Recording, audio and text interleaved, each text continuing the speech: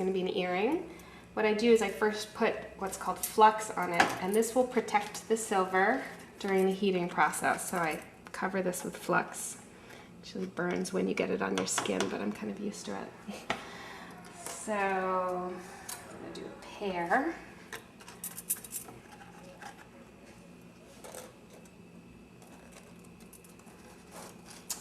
So this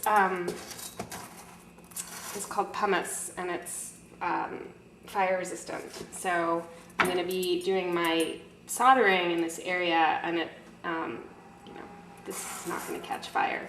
But I also have flame resistant tiles on my bench so that ideally nothing catches fire. I graduated from college with a degree in French literature and was a teacher initially out of school, and then had a fellowship to teach in Belgium for a year. Sort of always thought I'd work in international educational exchange, so when I came back from Belgium, I ended up working at the University of Chicago advising international students for a couple of years. And while I loved my work in all of these places, one sort of common theme was that I realized that the organizations where I was working weren't all that efficiently run or well run. I didn't have a lot of mentors who I felt like were exemplary managers or leaders of whatever it was we were trying to do. And I thought I could go to ed school and get a master's degree in education and be around people a lot like me, learn a lot, and take that back into the education world in some sort of administrative role. Or I could go to business school and be around people very different from me, learn a different perspective on managing and leading organizations, and take that back into the education and nonprofit world where I always thought it would be. So I did the latter. I went to get an MBA at the Yale School of Management, and never thought in a million years that I would go into the business world. I thought I would shoot straight back into the education or nonprofit world. But I applied to one job, mainly because I thought the interview experience would be really good for me. I watched all my friends practicing for interviews day and night. And there's a very, for consulting, for management consulting interviews, there's really sort of a structured process that companies follow. They ask you lots of somewhat predictable questions, and then they'll put you through a case study where they pretend you're the consultant and they're the client, and they ask you to help them solve a problem.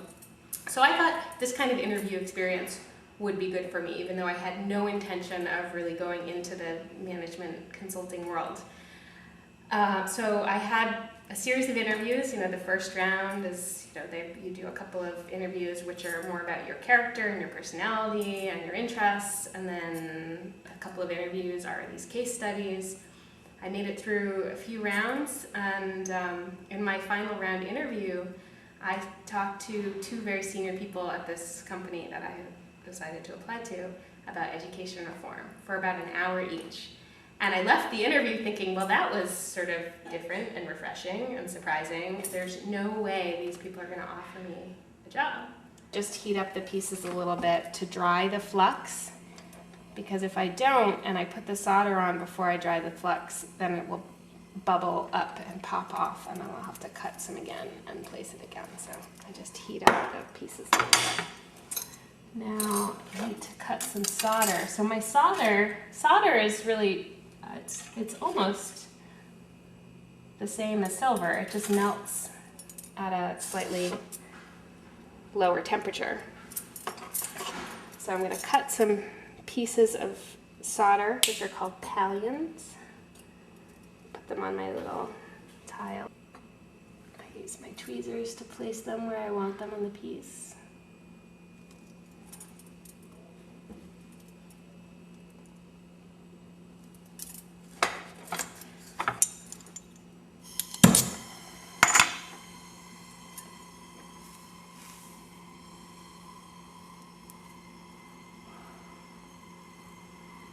Just trying to heat the piece relatively evenly so that the solder will flow. Solder flows towards heat, so if I heated one side of the piece more than the other, then the solder would flow in that direction. So I'm going to concentrate right on the solder, and you can see it melt. I'm going to do this one.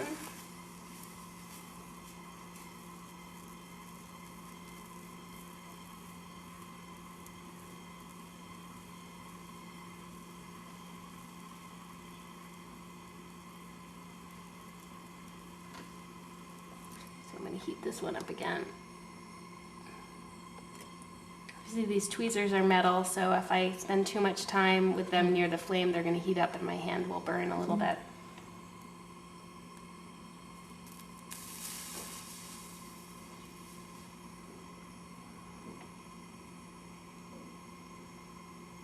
There we go. There's one.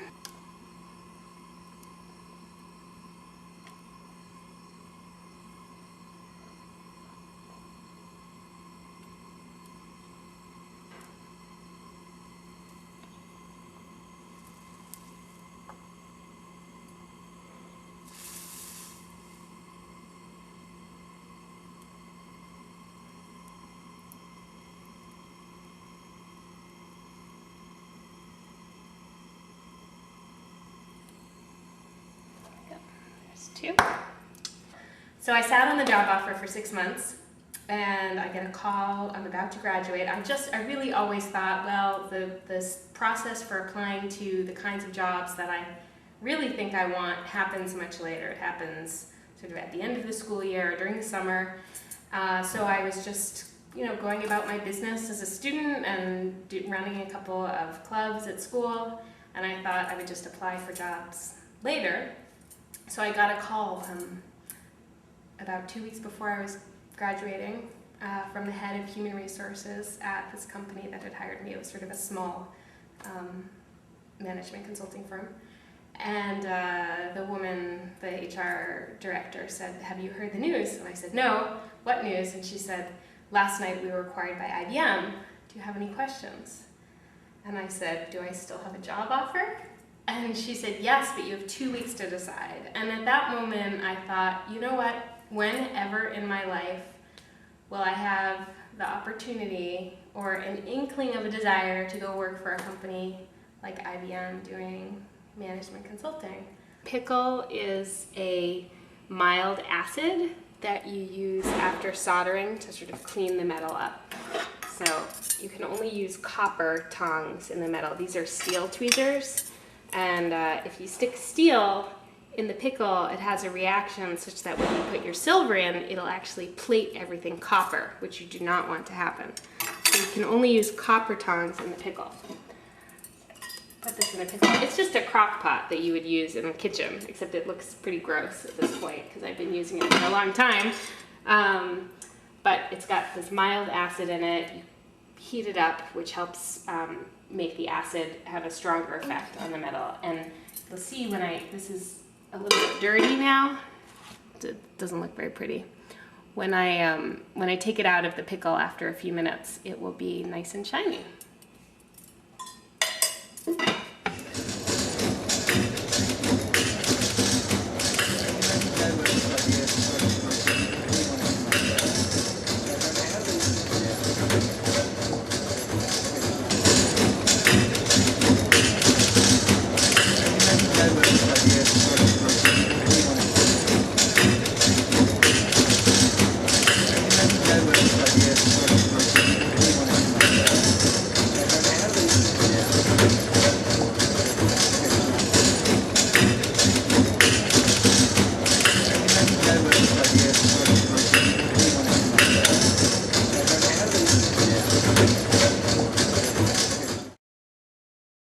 I do shows. I do jewelry shows usually during the spring on through the holiday season, on through December. So January through April is kind of quiet in terms of shows.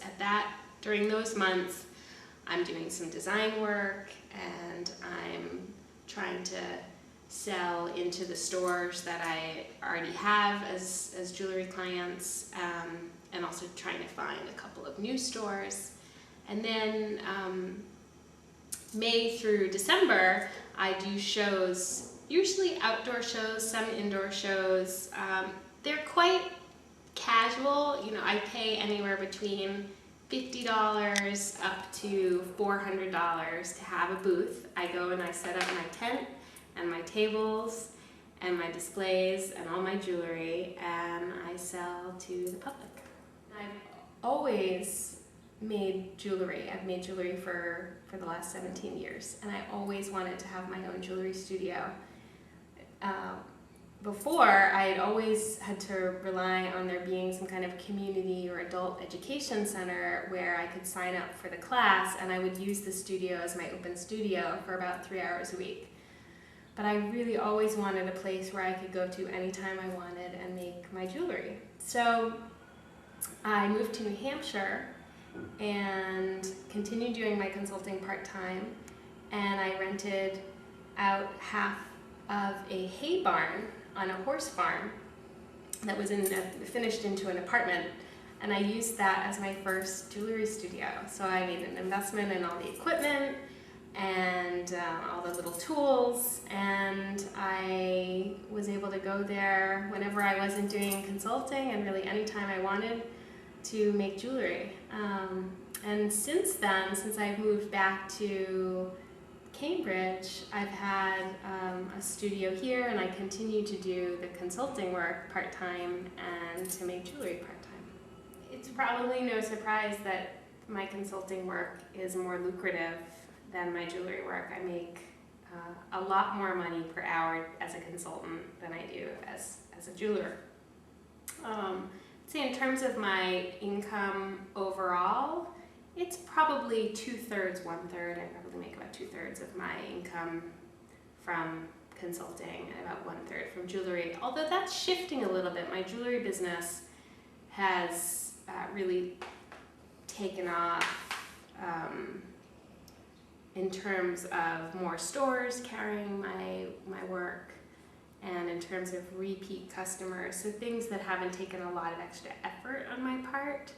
I mean, obviously I have to make more jewelry to sell it in a store, or if a customer wants to buy more pieces, but my jewelry business is growing faster than my consulting business.